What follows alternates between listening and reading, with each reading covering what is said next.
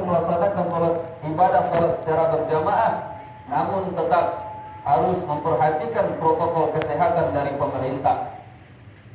Sebagai contoh, yaitu secara rutin mencuci tangan sebelum dan sesudah makan, ataupun setelah beraktivitas dan melakukan kegiatan, serta menggunakan masker di saat bepergian. Ini adalah bagian daripada ikhtiar yang dapat kita lakukan untuk saat ini. Dan selalu kita berdoa semoga pandemi ini segera berlalu pergi, agar kehidupan kembali normal seperti dahulu lagi. Amin ya rabbal alamin. Kaum muslimin yang dirahmati oleh Allah Subhanahu wa taala, rasa syukur dan bahagia terpancar nyata pada wajah-wajah sekalian kaum muslimin, karena telah mampu memenuhi kewajiban ibadah saum sebulan penuh disertai dengan qiyam Ramadan. Kita telah menyemarakkan suasana Ramadan dengan melaksanakan sholat tarawih, baik secara sendiri ataupun berjamaah, baik di rumah ataupun di masjid, bertadarus Al-Quran, beriktikaf, dan diakhiri dengan mengeluarkan zakat fitrah.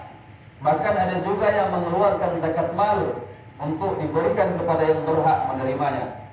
Semua itu kita lakukan, kita laksanakan atas dasar keimanan dan keikhlasan semata-mata hanya mengharap ridha Allah Subhanahu wa taala. Dan tidak karena terpaksa, dan tidak pula karena dipaksa oleh siapa-siapa. Sesuai dengan ikrar yang selalu kita ucapkan, raditu billahi rabbah wa bil islami dina wa bi Muhammadin nabiyyan wa rasulah. Aku ridha Allah sebagai Tuhanku, aku ridha Islam sebagai agamaku, dan aku ridha bahwa Nabi Muhammad adalah sebagai nabi dan rasulku. Keridhaan dan kelapangan dada dalam menerima dan mengamalkan ajaran Islam ini adalah indikasi dan tanda bahwa hidayah Allah telah dapat kita terima. Tetapi sebaliknya, jika hati masih berasa berat dalam menerima dan menerapkan serta melaksanakan ajaran Islam, maka ini menunjukkan bahwa hidayah Allah Subhanahu wa taala belum dapat kita terima secara sempurna. Allah Subhanahu wa taala berfirman di dalam Al-Qur'an surat Al-An'am ayat 125. A'udzu billahi minasyaitonir rajim. Wa man yuridillahu an yahdiyahu yashrah sadrahu lil Islam. Wa man yurid an yudillahu yaj'al sadrahu dayyqan harajan ka'annama yas'adu fis sama'. Kadzalika yaj'alu Allahu ar-rijsa 'alal ladzina la yu'minun.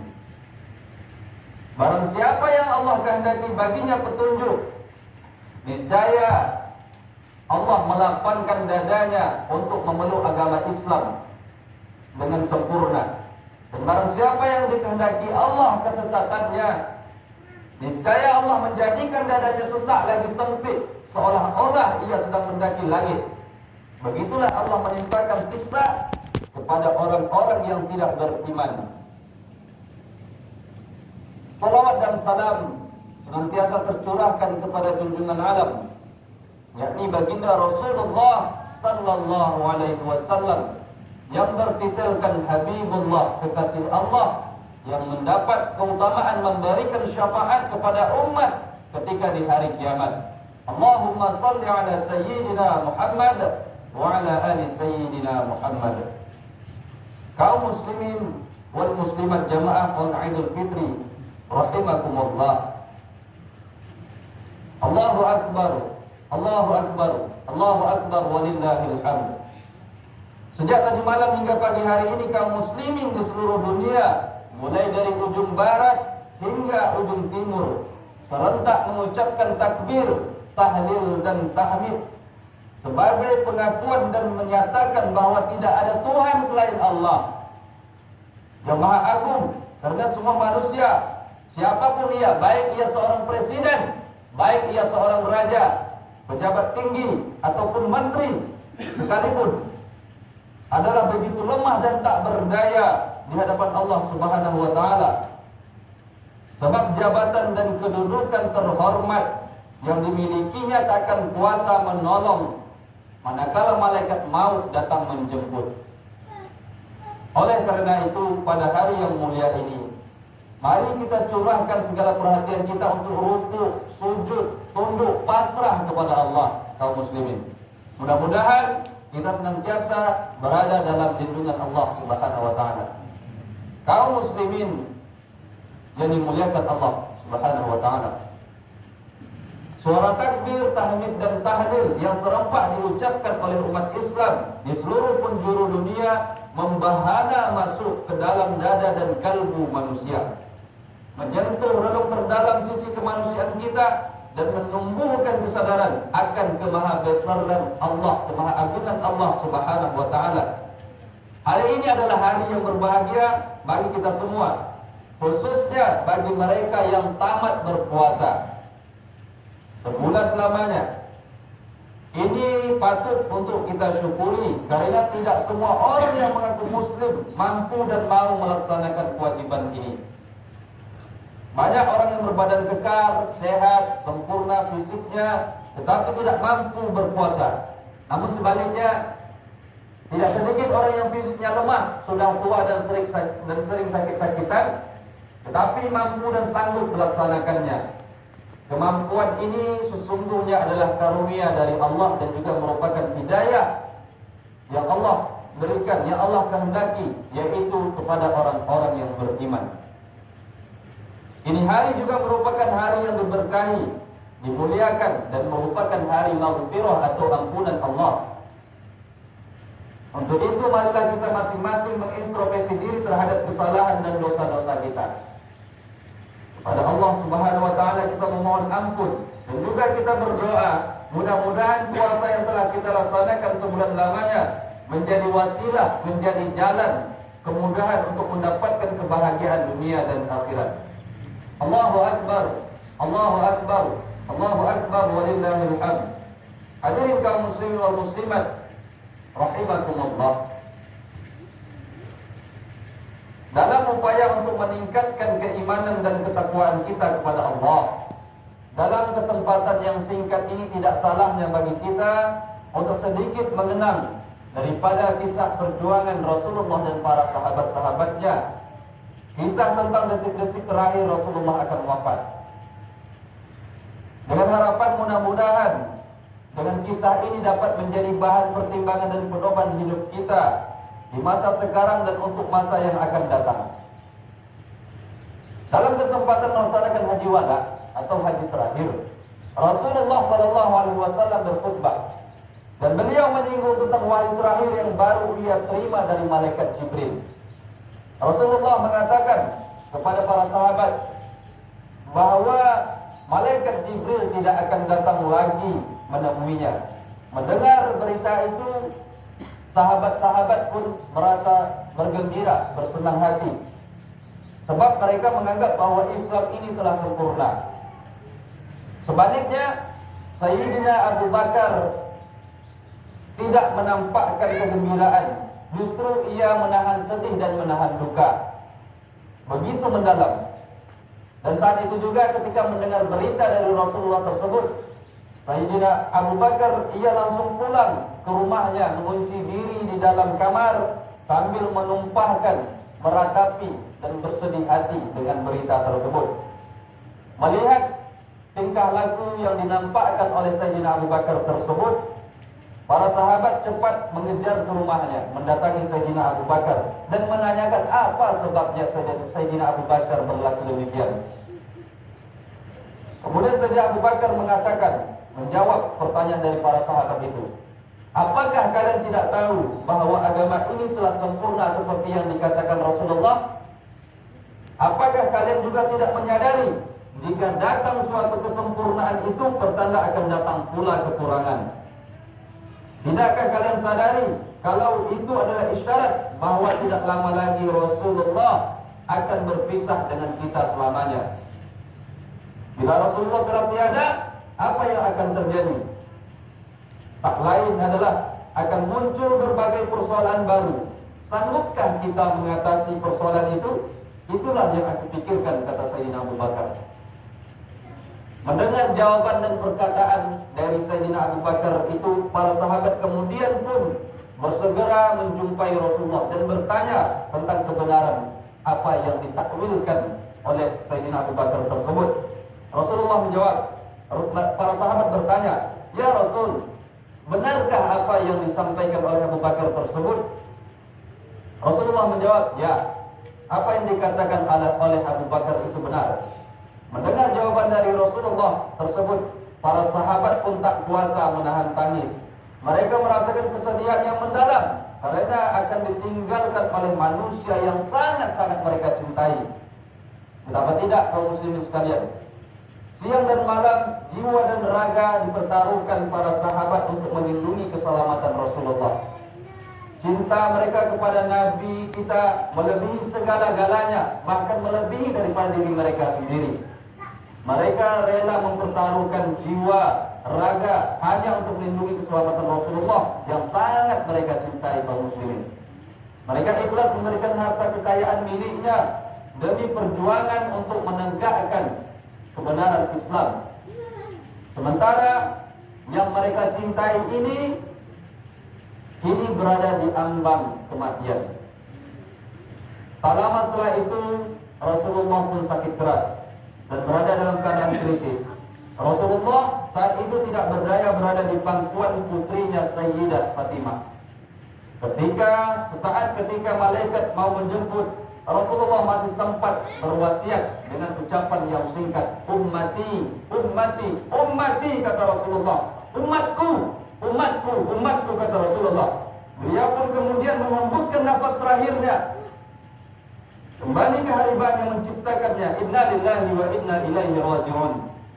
Allahu akbar, Allahu akbar, Allahu akbar, walillahil hamd. Kaum muslimin wal muslimat jamaah salat Idul Fitri rahimakumullah.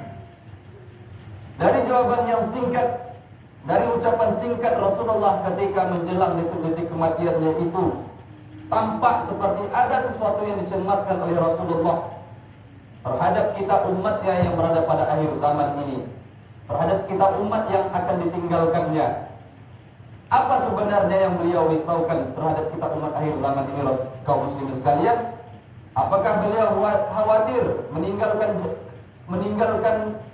jabatan kenabiannya, meninggalkan harta kekayaannya, atau meninggalkan istri-istri beliau yang beliau cintai, ataukah beliau khawatir meninggalkan putri-putrinya? Tidak, kaum muslimin sekalian. Rasulullah tak pernah cemas meninggalkan kedudukannya sebagai Nabi dan Rasul serta sebagai kepala pemerintahan. Sebab Rasulullah bukanlah orang yang haus akan jabatan dan kekuasaan.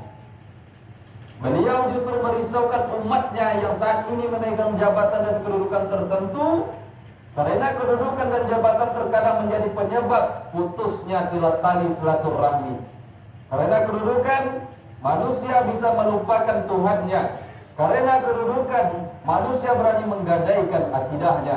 Dan karena kedudukan pula, barang yang nyata-nyata itu haram dapat menjadi halal. Judi dikemas menjadi sumbangan berhadiah.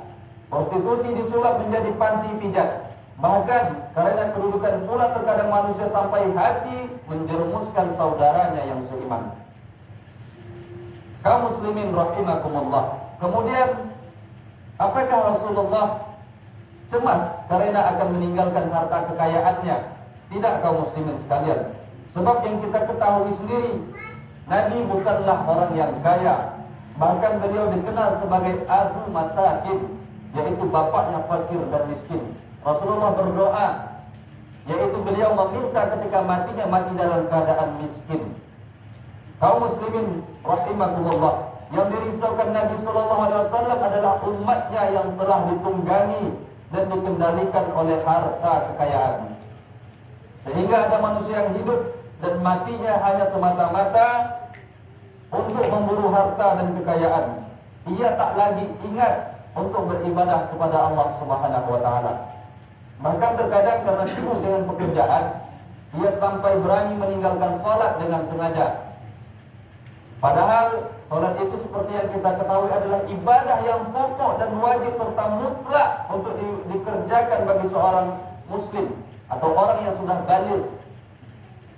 Tidak ada tawar-menawar untuk tidak melaksanakan sholat. Allah dan Rasul sangat murka kepada orang yang meninggalkan sholat. Satu kali sholat yang ditinggalkan dengan sengaja, maka akan disiksa selama 80.000 tahun di dalam neraka.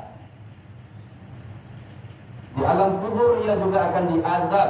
Kuburnya gelap dan sempit, didatangi malaikat yang memukul dan mencambuknya. Orang yang meninggalkan sholat dengan sengaja, maka kafirlah ia secara nyata. Kalau seandainya ia mati dalam keadaan meninggalkan sholat, maka matinya dalam kekafiran. Oleh sebab itu kaum muslimin, jangan tinggalkan sholat dalam keadaan, dalam situasi dan kondisi apapun. Jangan anggap sholat sebagai tanggung jawab, tapi jadikanlah ia sebagai kebutuhan. Layaknya seperti kebutuhan manusia akan makan. Jangan jadikan sholat sebagai beban. Justru dengan sholat itulah yang akan memudahkan, meringankan segala beban dan urusan kita kaum muslimin sekalian. Kaum muslimin rahimakumullah, Rasulullah juga risau terhadap perilaku manusia yang kekenyangan sementara tetangganya berada dalam kelaparan. Rasulullah pun risau kepada orang yang selalu bermasa bodoh terhadap saudara yang berada dalam kesusahan. Rasulullah pun sangat khawatir meninggalkan orang yang mabuk dengan kekayaannya, yang dengan kekayaan itu ia sanggup membeli apa saja yang diinginkannya tanpa memperhatikan batasan halal dan haram. Allahu Akbar, Allahu Akbar, Allahu Akbar walillahil hamd. Kaum muslimin wal muslimat, jamaah salat Idul Fitri rahimakumullah. Apakah Rasulullah juga bersedih karena meninggalkan istri-istrinya? Tidak kaum muslimin sekalian. Karena beliau sangat mengetahui dan percaya akan bakti dan kesetiaan para istri-istrinya tersebut. Yang justru beliau risaukan adalah para istri dan para wanita yang berada di akhir zaman ini. Sebab di akhir zaman ini banyak istri yang tidak lagi merasa berdosa apabila berbuat kesalahan kepada suaminya. Ia merasa memiliki hak yang sama dalam segala hal dengan suaminya. Sampai-sampai untuk keluar rumah pun ia merasa tak perlu lagi untuk meminta izin kepada suaminya. Nauzubillah min dzalik. Allahu Akbar, Allahu Akbar, Allahu Akbar walillahil hamd. Pada hari ini Allah Subhanahu wa taala membukakan pintu taubat bagi siapa saja yang beriman dan bertakwa kepadanya. Melalui ibadah Ramadan, dosa kita kepada Allah akan terampuni. Tetapi kita tidak hanya berbuat dosa kepada Allah saja, melainkan juga kepada sesama manusia. Dan Allah tidak akan memberikan ampunan sebelum kita meminta maaf kepada orang yang kita berbuat salah kepadanya. Oleh sebab itu kaum muslimin sekalian, selepas kita melaksanakan sholat Idul Fitri ini, marilah kita kembali ke rumah masing-masing dengan suasana bergembira untuk saling memaafkan. Bersimpuhlah kita di hadapan kedua orang tua untuk meminta maaf dan ridhonya. Karena bagaimanapun banyaknya harta yang kita miliki, betapapun tingginya pangkat dan jabatan, serta berapapun banyak gelar yang tercantum di depan nama sekalian, tidak akan ada artinya tanpa ridho dari kedua orang tua. Mengapa kita diwajibkan untuk memuliakan ayah dan ibu kita kaum muslimin? Rasanya tak cukup waktu untuk menjelaskan dalam waktu singkat ini. Tetapi namun secara ringkas akan dikatakan bahwa ibu telah mengandung kita 9 bulan lamanya.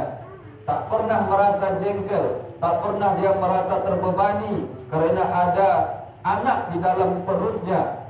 Ia bersih dari pamrih. Tak berharap balasan dari anak yang dikandungnya. Sebaliknya, ibu akan merasa bahagia jika anaknya merasakan kebahagiaan. Dan ibu akan turut sedih dan susah jika anaknya mengalami kesusahan. Ibu tak akan makan sebelum anaknya makan kaum muslimin.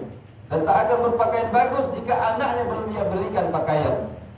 Pantaslah kiranya jika air mata kebahagiaan seorang ibu itu akan menjadi rahmat dan jaminan kebahagiaan bagi seorang anak. Sebaliknya, air mata kepedihan seorang ibu karena ulah sang anak akan menjadikan laknat bagi kehidupan anaknya. Jika ibu menjadi tumpuan hidup, maka ayah pun demikian. Keringat ayah siang dan malam membasahi tubuh karena mencari bekal untuk hidup anak dan istrinya. Seorang ayah akan merasa bangga jika anaknya menjadi seorang sarjana, sementara ia sendiri barangkali tak pernah menikmati nikmatnya bangku sekolah kaum muslimin sekalian.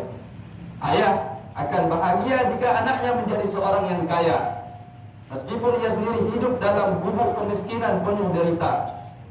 Pengorbanan seorang ayah juga tak ada tandingannya. Baginya tak ada istilah hina dalam menekuni pekerjaannya, demi agar sang anak menjadi manusia yang berguna. Demi agar sang anak menjadi manusia yang berguna. Akan tetapi sayangnya, ada sebagian orang yang merasa rendah diri dan hina jika keadaan ayahnya tak sehebat ayah temannya. Padahal ayahnya sendiri tak peduli lagi akan keadaan dirinya. Sang ayah tak lagi memperhatikan sehat dan sakitnya, asalkan anak dan istrinya dapat hidup yang layak dan bahagia. Kaum muslimin rahimakumullah, jika kita hitung dengan penuh kesadaran betapa ayah dan ibu telah mengorbankan segalanya untuk hidup kita, pantaslah jika kemudian Rasulullah mengatakan bahwa ridho dan laknatnya Allah itu tergantung kepada kedua orang tua, seperti yang dikatakan Rasulullah di dalam sabdanya, ridallahu fi ridal walidain wa sukhtallahu fi sukhtal walidain. Ridhonya Allah bergantung kepada ridho kedua orang tua kita, dan murkanya Allah juga bergantung kepada murkanya orang tua kita. Oleh sebab itu kaum muslimin, jagalah lisan kita untuk senantiasa tidak berkata kasar kepada kedua orang tua. Seandainya pun kita tidak senang akan ucapan dan perkataan mereka terhadap kita, maka sebaik-baiknya seorang anak tidak melawan, tidak membantah, tidak menjawab apa yang mereka nasihatkan kepada kita. Cukuplah di dalam hati kita simpan sahaja, atau mungkin kita pergi meninggalkan mereka.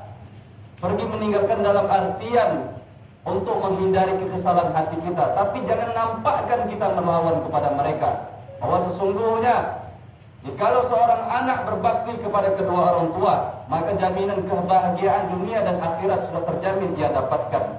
Kaum muslimin rahimakumullah, dengan saling memaafkan dan merayakan Idul Fitri ini, kita akan kembali kepada fitrah kesucian. Dosa-dosa yang kita miliki terhadap sesama manusia terhapuskan sudah, dan tercipta kembali suasana kekeluargaan dan persaudaraan yang akan menenteramkan batin kita, di mana anak terisak di pangkuan kedua orang tuanya, suami istri kembali merajuk cinta kasih yang mulai pudar. Begitu pula sesama saudara, teman, sahabat, kerabat, handai taulan, tetangga, saling tegur menegur sapa, menghidupkan kembali solidaritas dan kepekaan sosial demi terciptanya ketentraman kehidupan keluarga dan masyarakat. Kaum muslimin, mengakhiri khutbah yang singkat ini, marilah kita bersyukur atas nikmat dan karunia Allah Subhanahu wa taala kepada kita hari ini, di mana kita telah sampai dan dapat berlebaran dengan penuh limpahan rahmat dan anugerahnya. Marilah kita panjatkan doa kehadirat Allah Subhanahu wa taala, mengakui segala kekurangan dan kelemahan kita, kemudian kita memohon ampun pula dan bertaubat atas segala dosa-dosa dan kesalahan yang kita lakukan di masa yang lalu dan di masa sekarang ini. Amin ya rabbal alamin. Fa'tabiru ya ulil absar la'allakum tuflihun. Allahumma salli wa sallim wa zid wa dim wa an'im wa tafaddal wa barik بجلالك وكمالك على زين عبادك وأصراف عبادك سيدنا ومولانا محمد وعلى آله وصحبه وسلم والسلام رضي الله تبارك وتعالى عن كل صحابة رسول الله أجمعين.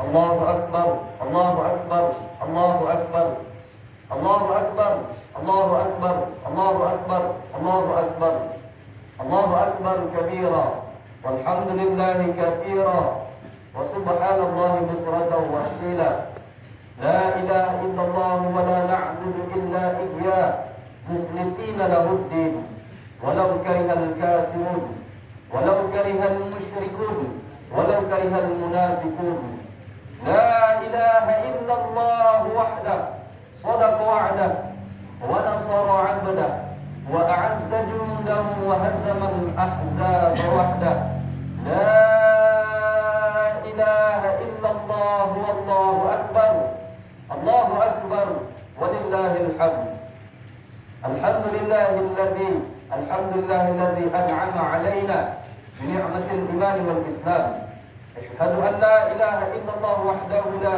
شريك له وأشهد أن سيدنا محمدا عبده ورسوله لا نبي بعده اللهم صل وسلم وبارك على سيدنا محمد وعلى آله وصحبه أجمعين ويا أيها الحاضرون اتقوا الله حق تقاته ولا تموتن إلا وأنتم مسلمون فقال الله تعالى في القرآن الكريم أعوذ بالله السميع العليم من الشيطان الرجيم بسم الله الرحمن الرحيم والعصر إن الإنسان لفي خسر إلا الذين آمنوا وعملوا الصالحات وتواصوا بالحق وتواصوا بالصبر صدق الله العظيم إن الله وملائكته يصلون على النبي يا أيها الذين آمنوا صلوا عليه وسلموا تسليما اللهم صل على سيدنا محمد وعلى آل سيدنا محمد كما صليت على سيدنا إبراهيم وعلى آل سيدنا إبراهيم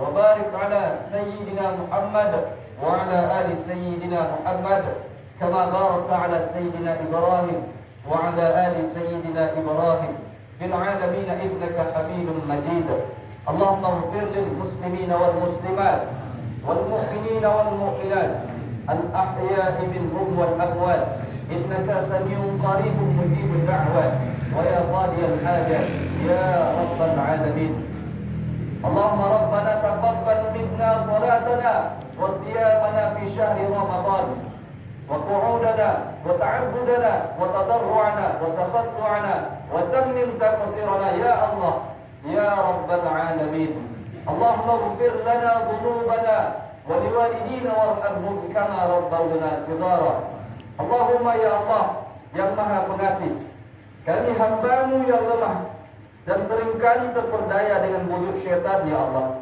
sehingga bergelimpangan dosa dan kesalahan. Pagi ini ya Allah, di atas tikar dan sajadah kami bersujud dan bersimpuh di bawah naungan kebesaran-Mu ya Allah. Wahai Allah, Tuhan penguasa alam semesta, wahai yang maha suci, wahai yang maha bijaksana, kami datang menghadap-Mu dengan wajah tertunduk malu ya Allah, dan mengetuk pintu rahmat-Mu ya Allah, memohon ampun dan taubat kepadamu ya Allah atas segala dosa dan kehinaan pada diri kami ya Allah. Telah banyak hilaf dan kealpaan yang kami lakukan. Seandainya Engkau tiada memaafkan kami ya Allah, maka tentulah kami termasuk ke dalam golongan orang-orang yang merugi dan mendapatkan azab-Mu ya Allah. Allahumma ya Rabbana, ya Rabbana, ya Rabbana, ampunilah segala dosa dan kesalahan kedua orang tua kami ya Allah, ibu dan ayah kami yang telah mengasuh kami ya Allah, mendidik dan membesarkan kami dengan segala kepayahan dan penderitaan ya Allah. Rabi' ya Allah, luka ya Allah, pedih rasanya ketika seorang ibu melahirkan anaknya ya Allah, ketika telapak kaki anak masih kecil ya Allah, ia besarkan hingga anaknya menjadi dewasa ya Allah. Namun apa yang terjadi ya Allah, ketika kami sudah besar, ketika kami sudah dewasa ya Allah, begitu mudah mulut kami, lisan kami untuk membantah ucapannya ya Allah. Ya Allah, jangan jadikan kami anak-anak yang durhaka ya Allah. Jadikanlah kami anak yang berbakti kepada kedua orang tua ya Allah. Jikalau mereka masih hidup di atas permukaan bumi ini ya Allah, maka kepadamu kami memohon, sehatkan mereka ya Allah, dan jadikan mereka di dalam keimanan dan ketakwaan menjalankan segala perintah-Mu ya Allah. Jikalau mereka sudah meninggal ya Allah, maka ampunilah dosa-dosa mereka juga ya Allah. Lapangkan kubur mereka ya Allah, ya Allah, dan tempatkanlah mereka ke dalam golongan orang-orang yang beruntung ya Allah. Ya Rahman, Ya Rahim, Begitulah sering kami menyakiti hati mereka dan meneteskan air mata mereka, ya Allah. Sungguh begitu besar dosa dan kesalahan kami kepada mereka, ya Allah. Karena itu, ya Allah, ampunilah mereka, kasihinilah mereka, terimalah segala amal bakti mereka, dan tempatkanlah mereka di sisimu sebagai golongan orang-orang yang beruntung. Allahumma ya azza wa jalla, berikanlah kepada kami kekuatan lahir dan batin untuk menjalani sisa-sisa kehidupan kami, ya Allah, agar kami dapat menjadi hamba-hambamu yang pandai mensyukuri nikmat dan karunia-Mu, agar kami dapat senantiasa berserah diri dan berjuang di jalan yang Engkau ridhoi, ya Allah. Allahumma ya Rahman ya Rahim, besarkanlah kami umat Islam sebagaimana besar dan agungnya hari raya Idul Fitri ini, ya Allah, agar kami dapat senantiasa menegakkan kalimat La ilaha illallah Muhammadur Rasulullah seluas hamparan ciptaan-Mu, ya Allah. Ya mujibas sa'ilin, ya rabbal alamin. Allahumma la tada'na fi maqamina hadha dhanban illa ghafartah, wa la hamman illa farajtah, wa la daynan illa qadaytah, wa la maridan illa shafaitah, wa la musafiran illa wasaltah, wa la a'iban illa syatartah, wa la jahidan illa 'allamtah, wa la hajatan min hawaijid dunya wal akhirati illa qadaytaha wa yassartaha ya rabbal alamin. اللهم إنا نعوذ بك من عذاب القبر ومن عذاب جهنم ومن فتنة المحيا والممات ومن شر فتنة المسيح الدجال. يا مقلب القلوب ثبت قلوبنا على دينك وعلى طاعتك يا أرحم الراحمين. اللهم إنا نسألك بحسن الخاتمة يا الله بها يا الله بها يا الله بحسن الخاتمة. اللهم انصر إخواننا المسلمين والمستضعفين والمجاهدين في فلسطين يا الله، وفي سوريا يا الله، وفي أويغور، وفي روهينجيا، وفي إنديا، وخصوصا في بلادنا إندونيسيا من الكورونا يا الله، وفي كل مكان وفي كل زمان يا أرحم الراحمين. ربنا آتنا في الدنيا حسنة وفي الآخرة حسنة وقنا عذاب النار. عباد الله، إن الله يأمركم بالعدل والإحسان وإيتاء ذي القربى وينهى عن الفحشاء والمنكر والبغي يعظكم لعلكم تذكرون ولذكر الله أكبر. السلام عليكم ورحمة الله وبركاته.